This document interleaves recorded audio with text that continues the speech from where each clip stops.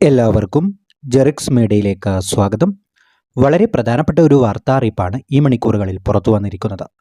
150ലധികം ആളുകൾ സമാന ലക്ഷണങ്ങളോടുകൂടി കൊച്ചിയിൽ വിവിധ ആശുപത്രികളിൽ ചികിത്സ നേടിയ സാഹചര്യത്തിലാണ് സംസ്ഥാനത്തുടനീളം അതീവ ജാഗ്രത പ്രഖ്യാപിച്ചത്. ശക്തമായ പനി, വയറുവേദന, ഛർദി, ഓക്കാനം എന്നീ ലക്ഷണങ്ങളോട് കൂടിയായിരുന്നു ആളുകൾ ആശുപത്രിയിൽ എത്തിയത്.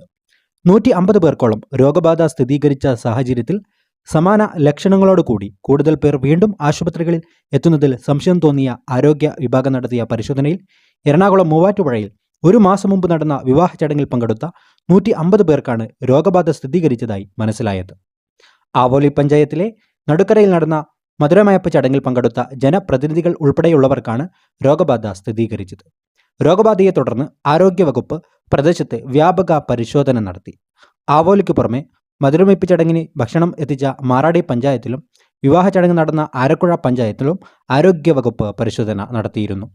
ഭക്ഷണം തയ്യാറാക്കിയ കാറ്ററിംഗ് കമ്പനിയിലെ വെള്ളത്തിൽ നിന്നുമാണ് മഞ്ഞപ്പിത്ത രോഗബാധ ഉണ്ടായതെന്നാണ് ആരോഗ്യവകുപ്പിന്റെ പ്രാഥമിക കണ്ടെത്തൽ. ഇതിനെ തുടർന്ന് മാറാടിയിൽ പ്രവർത്തിക്കുന്ന കാറ്ററിംഗ് സ്ഥാപനം അടച്ചുപൂട്ടാൻ ആരോഗ്യവകുപ്പ് നിർദ്ദേശം നൽകിയിരുന്നു.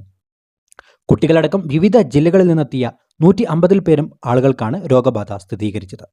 ഒരു ദിവസങ്ങളിൽ മാത്രമേ കൂടുതൽ പേർക്ക് രോഗബാധ ഉണ്ടായിട്ടുണ്ടോ എന്ന കാര്യത്തിൽ വ്യക്തത നൽകാൻ സാധിക്കുകയുള്ളൂ എന്ന് ആരോഗ്യവകുപ്പ് അറിയിച്ചു.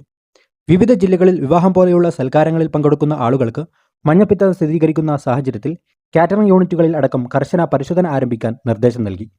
കാറ്ററിംഗിന് മറ്റ് ആവശ്യങ്ങൾക്കുമായി ഉപയോഗിക്കുന്ന വെള്ളം, വെൽക്കം ഡ്രിങ്കിന് ഉപയോഗിക്കുന്ന ഐസ് എന്നിവയിൽ പഴക്കം, മലിനീകരണം എന്നിവയാണ് ജോണ്ടിസ് പോലെയുള്ള രോഗം പകരുന്നതിന് കാരണമായിരിക്കുന്നത്. രോഗബാധയുള്ളതായി സംശയിക്കുന്നവർ സ്വയം ചികിത്സയ്ക്ക് നിൽക്കാതെ ഉടൻ തന്നെ പ്രാഥമിക ആരോഗ്യ കേന്ദ്രങ്ങളിൽ ചികിത്സ നേടണമെന്ന് മുന്നറിയിപ്പ് നൽകിയിരിക്കുകയാണ്.